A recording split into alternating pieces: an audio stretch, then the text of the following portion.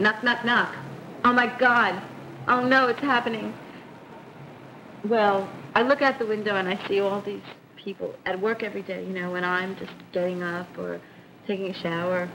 And I think, Jesus, they've been something, and it was 7 a.m., you know, and they got themselves together, and they shaved, and they showered, and they put on their clothes, and they walked to the bus stop, and they took the bus, and then they took the train, and then they got off the train, and then they walked, and then they got in their offices, and they did all that, and it's only 9 o'clock, you know, and I'm getting up, writing down my dreams, you know, and I wonder if they're looking in here, kind of looking at this waif, you know, who's living in this place.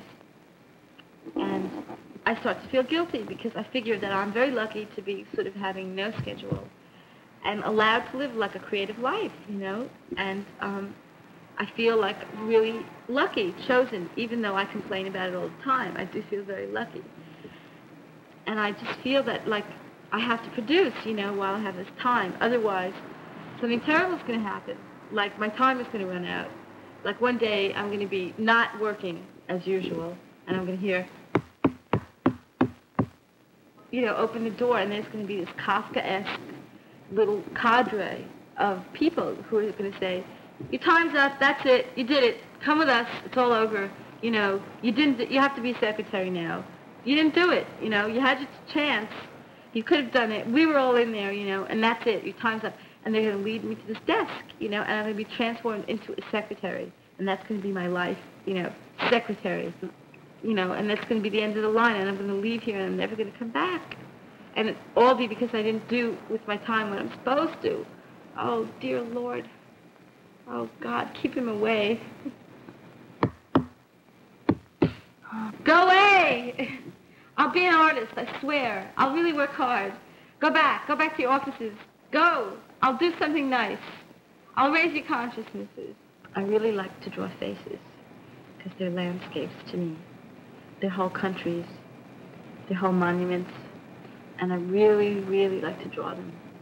And a lot of my portraits are of women, facing outwards, kind of just looking out, and a lot of them are very sad, very confrontive, like here I am, you know.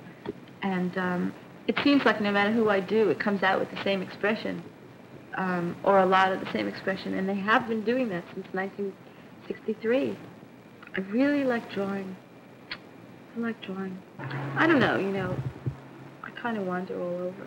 I was a really good kindergarten teacher, because my attention span and their attention span, I was like right there with them. Couldn't stay in there for more than 6 minutes. Over and out. I like my clock. My clock is something that nobody really understands the way I love that clock. You know, I mean, I think it's like a little bit brilliant, because it's all about time and no time, you know. And sometimes you live on the time, the part of the clock that's time, which means you're not free, you know.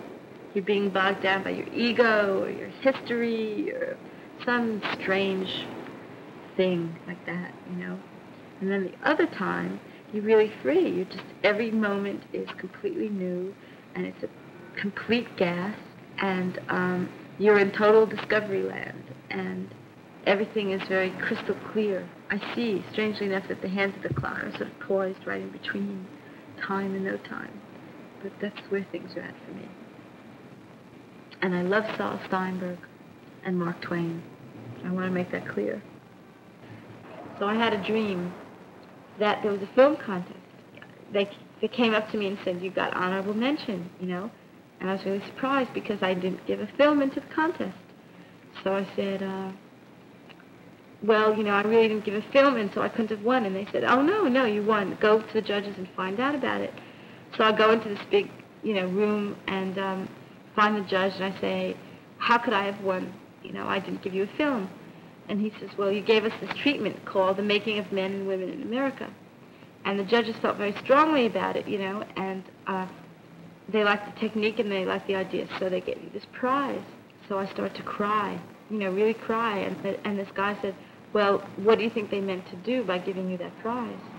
And I said, well, I guess they want me to finish the film.